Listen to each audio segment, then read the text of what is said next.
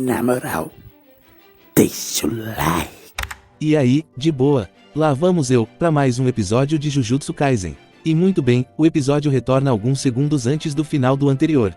Mahito está cheio de marra, acreditando já que ganhou, e o Nanami só está preocupado com o horário.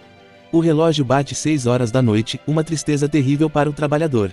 Nanami guarda sua lâmina sem fio e puxa sua gravata. Infelizmente, não é para ir para casa. No lugar disso, ele amarra a gravata na mão e se prepara para socar o patrão, filho da... Bom, a cena segue com Nanami liberando uma grande quantidade de energia enquanto diz que, a partir desse momento, é hora extra. O Mahito fica surpreso, mas entendeu em uma velocidade impressionante, que o Nanami fez um pacto e esteve lutando com sua energia sendo restringida. Um pacto baseado no tempo. O que me deixa bem curioso é o que o Nanami ganha ao restringir a energia dele. Dito isso, a cena segue com o Nanami revelando o seu feitiço, o que deixou o Mahito animado. Nanami explica que pode usar o seu feitiço em tudo basicamente. Não se limita à altura ou à envergadura, pode ser usado em qualquer parte do corpo, como braços e cabeça. Mas não só isso, seu feitiço também possui efeito em objetos como uma maçã ou até mesmo um avião. E isso explica o porquê o feitiço dele não funciona bem nos humanos transfigurados, já que não possuem uma forma fixa. Pois bem, Nanami termina sua explicação e começa a correr pelo subterrâneo. Ele parece estar correndo meio sem foco, mas ele tem um plano, eu juro. O Mahito não julga muito a situação, ele só segue a brincadeira e corre atrás. Durante a correria, Nanami está pensando em formas que ele poderia usar para derrotar o Mahito. Mas antes, queria destacar que, em momento algum, é mostrado que o Nanami está sangrando. Com isso dito, Nanami apresenta sua primeira opção, e isso é o sufocamento, ficar atacando sem parar até que a energia do Mahito seque. Porém, ele não vê como algo realmente possível, no mínimo, não para ele. A segunda opção é, segundo a legenda, esmigalhar o Mahito. O que, em uma tradução livre, seria o mesmo que, o quebrar inteiro. Dividir o Mahito em fragmentos em um único golpe. E após chegar nessa segunda opção, Nanami também chegou no que parece ser um beco sem saída. Ou algo parecido com isso. E sem hesitar, Nanami salta contra essa parede enquanto grita, feitiço das proporções, colapso. Nanami dá um soco na parede extremamente poderoso, foi tanto poder que até o Mahito ficou surpreso. E o golpe do Nanami tinha um propósito. Ele usou o seu feitiço para destruir uma grande área da parede ao mesmo tempo que espalhou sua energia por ela para que os fragmentos fossem imbuídos e assim reforçados. Os destroços não causariam dano no Mahito, mas uma vez que são batizados de energia amaldiçoada, a história muda. Mahito avalia a situação e acredita que as coisas ficaram complicadas, ele decide evitar o ataque. Esse momento é muito interessante, já que os destroços estão caindo em câmera lenta. Tem o Nanami que, ao acertar a parede, tecnicamente, deveria ser soterrado, mas de alguma forma ele não é. Então vemos o Mahito pensando, quando deveria transformar suas pernas em rodas e correr para longe. A super câmera lenta segue na cena enquanto o Mahito decide recuar, mas é impedido pelo Nanami, que surgiu como um fantasma e lambeu a perna do cara. O espírito cai, ele tem uma dificuldade incrível de reconstruir a perna perdida e, além disso, como um bom ouvinte, ele senta e ouve o Nanami dizer, é isso meu mano, vou me retirar porque já deu o meu horário e eu não recebo pra fazer hora extra, sacou? Mas qualquer coisa, a gente vai marcando aí. Nanami termina e sai andando como se estivesse indo na cozinha. Só então os destroços recebem permissão e caem por cima do Mahito, o soterrando por completo. Coisas que só acontecem no mundo dos animes e mangás, a super câmera lenta que só afeta parte do ambiente. O que confesso, existe uma explicação para isso. Tecnicamente, o Nanami pode controlar as pedras nas quais ele colocou sua energia, tecnicamente. Com isso dito e feito, o cenário muda. Voltamos para o Itadori que está tentando falar com o Ijishi, que simplesmente não atende o telefone. Nesse meio tempo, Itadori faz um comentário muito importante, ele fala sobre um tremor de terra e pergunta para o Junpei, será que foi um terremoto?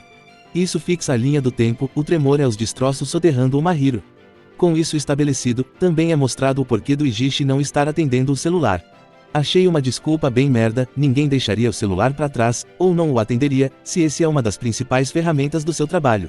Ficar caçando um pequenino, pra mim, é loucura também. É só um pequenino, o quão mal será manter um bicho desse solto por algumas horas.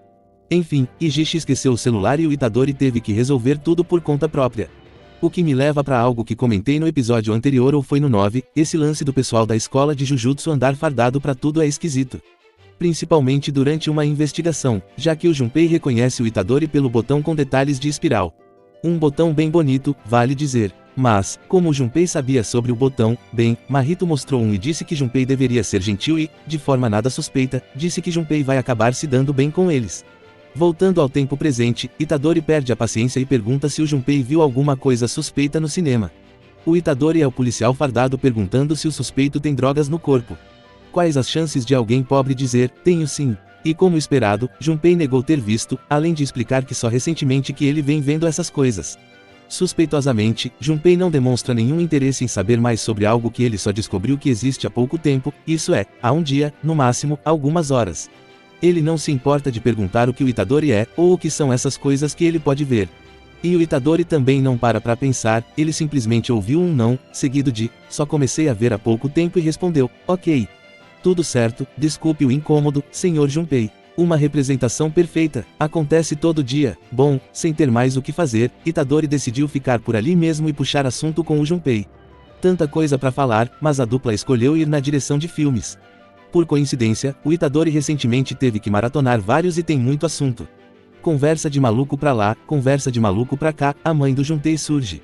A moça teve claramente o filho na adolescência. A mulher parece ter 20 anos e o filho 19. Ela possui cabelo curto Chanel e é magra. A cena segue com ela tomando uma bronca por estar fumando e termina com ela convidando o Itadori pra jantar na sua casa. Um mundo de fantasia de fato, lugar maluco que você convida um desconhecido pra sua casa. O Itadori não tem muita noção também, então ele aceita. Enquanto isso acontece na superfície, no subterrâneo, o Geto chega no lugar da batalha, ele chega assobiando.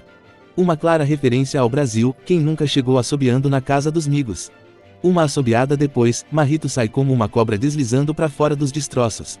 Aí deixa duas questões, primeiro, uma curiosidade minha. O que fez o Mahito ficar escondido nos destroços? E em segundo lugar, uma curiosidade da série. Até esse episódio, o que Mahito usava era uma roupa, camisa e calça, nos próximos episódios, a calça vai se tornar a pele dele. Bom, a dupla conversa e Mahito fala que aprendeu muito com essa luta. Primeiro, ele aprendeu que não importa o que aconteça com seu corpo, desde que mantenha a forma da sua alma segura, ele não será morto. Mahito também aprendeu que não sofre nenhuma restrição ao mudar a forma de sua alma. O que deixa ele empolgado para experimentar no futuro. O que me fez pensar, por que ele não procura um lugar e fica praticando, tudo com o Mahito tem que ser na prática. Mas, dito isso, o cenário muda e podemos ver o Ijishi aprendendo onde o Itadori está. E assim que desliga o celular, Nanami entra em contato. Ele está em um banheiro limpando sua ferida. Pela quantidade de sangue, me pergunto onde ele estava escondendo isso durante a luta. Outra possibilidade é ele ter se machucado com os escombros, mas... enfim, não vou pensar nisso. O episódio segue com o Nanami desligando e pensando sobre a última luta, ele chega à conclusão de que o Mahito é uma criança. Decidido, ele diz, precisamos acabar com ele antes que seja tarde. Se é urgente, por que não colocar o Satoru para resolver isso? Mas enfim, o cenário muda e retornamos para a casa da família Yoshino, para acompanhar o jantar. Tudo muito divertido, todos sorrindo e comendo até se sentirem satisfeitos. Uma referência a filme aqui e outra acolá. Vemos um pouco sobre a mãe do Junpei, depois de o Itadori dizer que ela é uma pessoa legal, Junpei lembra de como ela permitiu que ele parasse de ir para a escola. Uma mãe bem compreensível, não vai chegar aos 50 anos fumando desse jeito, mas é bem legal. Com todo respeito, é claro. Junpei também pergunta sobre a mãe do Itadori, mas ele diz que não tem memórias dela, só possui algumas poucas do seu pai e um péssimo avô. Bom, a mãe dorme e o Itadori fica para ver um filme. Junpei de repente vaza litros, mas o Itadori segue como uma pedra, sem perceber nada. Junpei do nada diz, ó meu chegado, não me leve a mal não, mas me diga, você é um feiticeiro Jujutsu, certo? Em momento algum, o Itadori pensa, como esse alucinado sabe disso? E a conversa segue com o Junpei perguntando se ele já matou alguém e, quando a resposta é não, Junpei insiste no assunto e diz que, em algum momento, ele terá que fazer isso. Itadori diz que não pensou muito sobre e que ainda não gostaria de ter que fazer isso. Já que, na sua visão, isso tiraria o valor da vida, e se isso acontecer, ele sente medo de que a vida dos seus amigos e amigas perca o valor também. Essa é uma conversa muito importante para o Junpei, já que ao aprender que o coração não existe, ou seja, não existem pessoas de coração bom ou ruim, matar não era uma questão de si, e sim, de quando iria acontecer. Mas após conversar com o Itadori, ele decidiu não fazer. O Junpei foi o que as pessoas deveriam ser, pegar opiniões diferentes, pensar e escolher uma baseada nele, mas principalmente, baseado no que seria melhor para os outros, no caso dele, no que seria melhor para sua mãe. Mas isso aqui não é um filme sessão da tarde. E durante aquela noite, quando a Nagi, mãe do Junpei acorda, ela se depara com um dedo do Sukuna, ela acha muito normal e até pega o dedo, mas nas costas dela tem um espírito amaldiçoado. Entre aspas, um espírito selvagem. E bem, a cena corta e entra um relatório, esse relatório está acontecendo no futuro. Logo depois do incidente do colégio Satozakura, no momento em que, ao investigar a casa do Junpei, encontraram a mãe dele sem vida em sua cama sem a parte de baixo do seu corpo. Também encontraram um dedo do Sukuna que, vou deixar essa pergunta porque acho uma pergunta válida. Como exatamente, eles podem dizer que o dedo mindinho é do segundo braço esquerdo, talvez eles tenham o primeiro. Mas como eles saberiam que o dedo que eles têm não é do segundo braço? Uma informação tão específica, que quebrou minha imersão. Não gostei. Episódio horroroso. Inclusive, pra mim, ficou tudo muito esquisito. Porque estava imaginando que o espírito atacou a mãe do Junpei por causa do dedo, depois pensei que o espírito era controlado por alguém, o mais provável é que seja mesmo. Já que não faz sentido e é algo que xamãs experientes deveriam ter percebido. Por que caralhos, um espírito que foi atraído pelo dedo do Sukuna não levou esse dedo com ele? Tivemos exemplos antes, os espíritos sempre tentam engolir o dedo, mas esse foi diferente, ele deixou. Tô de barriguinha cheia, é isso. Não fode. Mas, de qualquer forma, o episódio retorna ao presente, mostrando o Itadori indignado porque o Nanami não quer levar ele para a missão.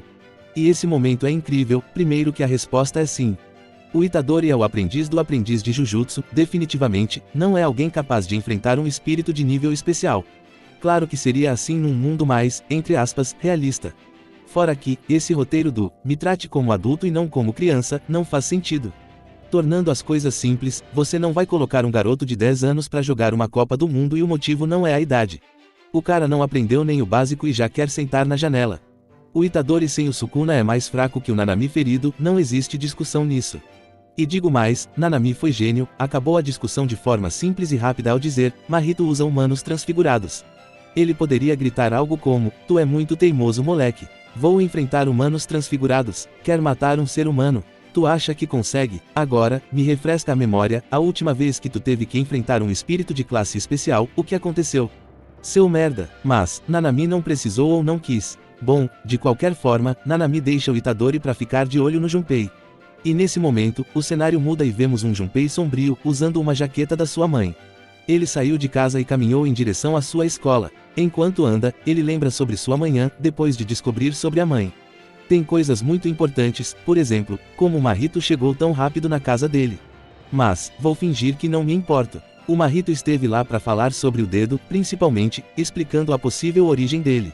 Além de direcionar o ódio do Junpei, levando o garoto a imaginar que o culpado seja alguém de sua escola que, no momento, está acontecendo uma entrega de prêmios para alguns alunos. Revelando o alvo do ódio do Junpei, um cara que parece ter 25 anos e, provavelmente, é um herdeiro pau nu. Durante a premiação de literatura que o tal do Shota ganhou, mas nem foi ele que escreveu, além de revelar que a escola agora tem 2 pessoas, também mostra que alguns estudantes perceberam uma mancha escura no céu. Essa mancha é o Mahito que está ativando um feitiço de cortina. Cortina essa que foi configurada para impedir a saída das pessoas. Lá fora, junto ao Mahito está o Geto, ele se desculpa com o Mahito, não sei porquê, talvez seja só para ele dizer que não pode deixar nenhum resquício de sua energia. A cena segue com ele desejando boa sorte e saindo fora. Claro que, antes de sair, ele deixa claro que o dedo na casa do Junpei tem um propósito ainda maior. Mas ele não diz qual. Mahito também revela seu plano, ele pretende usar o Junpei para forçar o Itadori a fazer um acordo com o Sukuna e entregue o controle absoluto sobre o corpo. Mas bem, como provavelmente saiu no noticiário, a premiação termina em tragédia, de repente todas as pessoas no auditório são colocadas para dormir, ou quase, 2 pessoas ficam acordadas. Um é o professor da calça e o outro é o Shota. Junpei chega jogando na cara do professor suas cicatrizes. Confesso que não entendi o motivo. Mas tudo bem, na sequência, o Junpei vai para cima do Shota que acaba envenenado. Quando cai no chão, o Junpei usa ele como pano de chão para limpar o pé. Junpei queria saber se foi ele que fez aquilo, mas descobriu que perguntar não adiantava, já que ele nunca saberia se o Shota diz a verdade ou não, fora que, na sua visão, o cara já fez o suficiente para merecer a morte. De repente, o Junpei ergue o cara no ar sem usar as mãos. É nesse momento que o Itadori chega, gritando, que merda é essa caralho? E Junpei responde com uma pose, o seu Shikigami fica visível para a audiência, e o pivete solta a letra. Olha só, o playboy da escola particular chegou. O que me fez pensar, Mahito queria mudar o mundo ao fazer 2 adolescentes lutar. E, foi isso, termino aqui o episódio 11 de Jujutsu Kaisen, com o título, Mente Fechada.